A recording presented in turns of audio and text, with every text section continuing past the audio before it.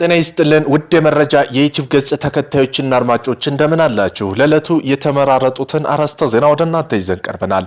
የዓለም ስጋት የነበረው የኢራን ጥቃት ታገደ፣ ኢስላማባድ ስምምነትም ይፋ ሆነ። ፕሬዝዳንት ዶናልድ ትራምፕ በትናንትናው ምሽት በኢራን ላይ ሊሰነዘር ታቅዶ የነበረው መጠነ ሰፊ የቦምብና የሚሳኤል ጥቃት ትዕዛዝ ሙሉ በሙሉ የተሰረዘበት ምክንያት አብራርተዋል። ውሳኔ የተላለፈው አሜሪካ ከኢራን ከፍተኛ አመራሮች ጋር ባደረጉት አስቸኳይ ውይይት ሲሆን ለ60 ቀናት የሚቆይ ጊዜያዊ የሰላም ስምምነቱ ተደርሷል። በኳታርና ፓኪስታን አደራዳሪ የተመቻቸው ኢስላማባድ ስምምነት የተባለው ይህ ታሪካዊ ሰነድ ሳውዲ አረቢያ፣ ቱርክ፣ የተባበሩት አረብ ኤሚሬቶች ጭምር የተሳተፉበት አጠቃላይ የክልላዊ ሰላም ማዕቀፍ ነው። ምንም እንኳ እስራኤል ስምምነቱን በጽኑ ብትቃወምም የአሜሪካው ፕሬዝዳንት ጄዲ ቫንስ ሰነዱ በጄኔቫ ለመፈረም ተንቀሳቅሰዋል። ኢራን ያለምንም ማዕቀብ ነዳጇ እንድትሸጥ ይፈቀድላታል። ሆርሙዝ የባህር ወሽመጥ ላይ የንግድ መርከቦች በነፃ እንዲንቀሳቀሱ አሜሪካ የጣለችውን እገዳ እንዲታነሳ ያዛል። ይህ ዓለምን በከፍተኛ ጦርነት የታደገው ስምምነት ሙሉ በሙሉ የሚፈረምበት የቦታና የሰዓት ዝርዝር በቅርቡ ይፋ እንደሚደረግ ፕሬዝዳንት ትራምፕ በፊርማቸው ገልጸዋል። ስምምነቱ በዚህ ሳምንት አርብ እንደሚፈጸም የአሜሪካው ፕሬዝዳንት ትራምፕ ተናግረዋል። ከኢራን ጋር የተደረሰው ስምምነት በአንዲት የአውሮፓ ሀገራት ሳምንት እንደሚፈረም ትራምፕ አስታውቀዋል።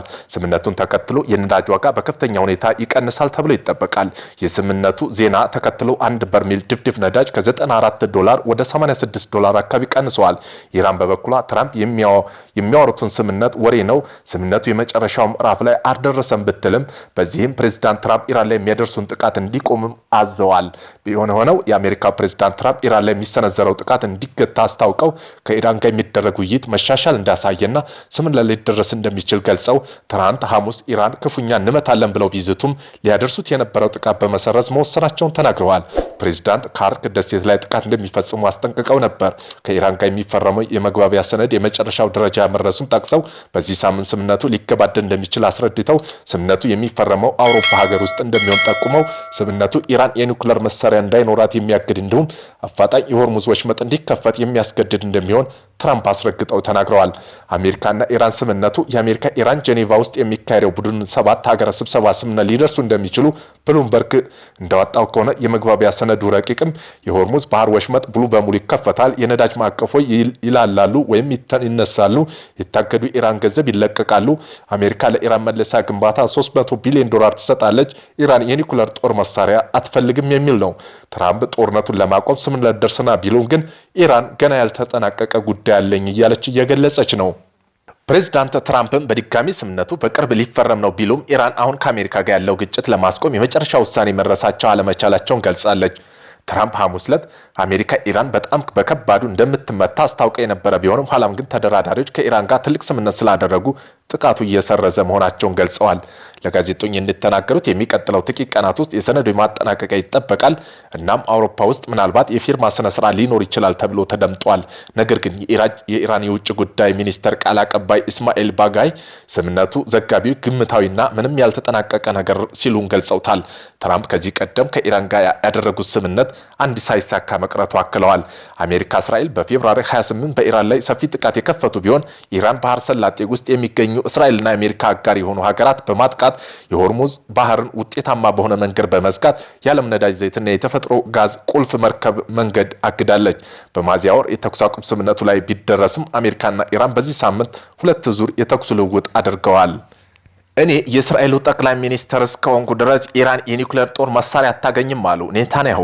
የእስራኤሉ ጠቅላይ ሚኒስትር ቤንጃሚን ኔታንያሁ ባወጡት መግለጫ እሳቸው ወደ ስልጣን ላይ እስካሉ ድረስ ኢራን የኒውክሌር ታጣቂ እንዳትሆን ለማድረግ ሕይወታቸውን እንደሰጡ አስታውቀዋል።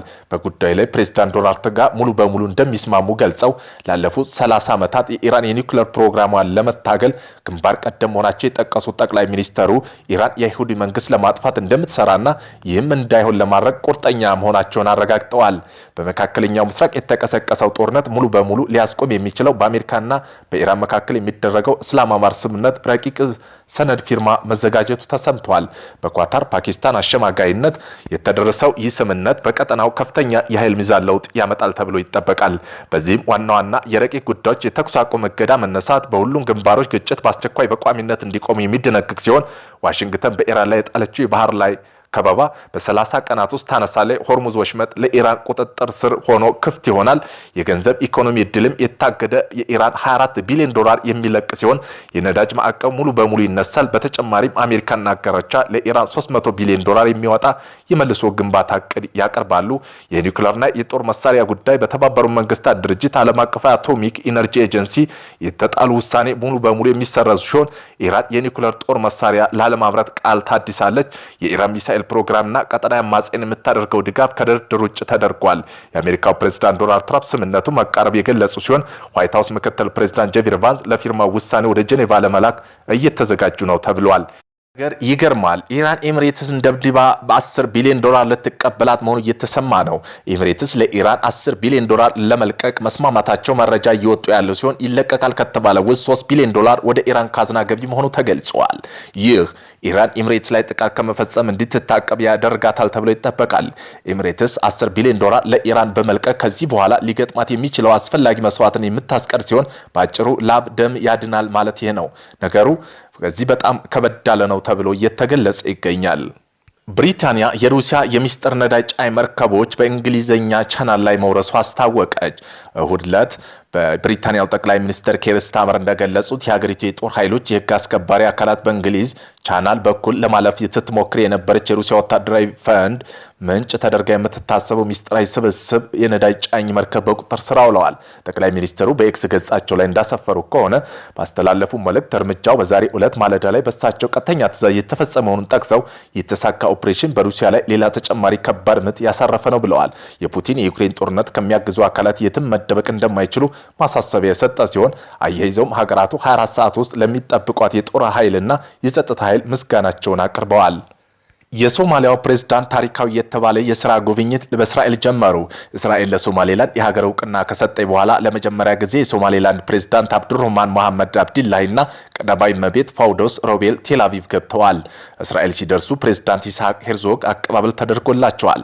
ፕሬዝዳንት አብዱራህማን መሐመድ ለ35 ዓመታት ህዝባቸውን ሰላማዊና ዲሞክራሲያዊነት ሀገር ሲገነቡ ለዓለም ታዩናላችሁ ስንል ጠይቀን ነበር። መጀመሪያ መልስ የሰጠችን ግን እስራኤልና በማለት ጉብኝቱ አዲስ የታሪክ ምዕራፍ መክፈቱን ገልጸዋል።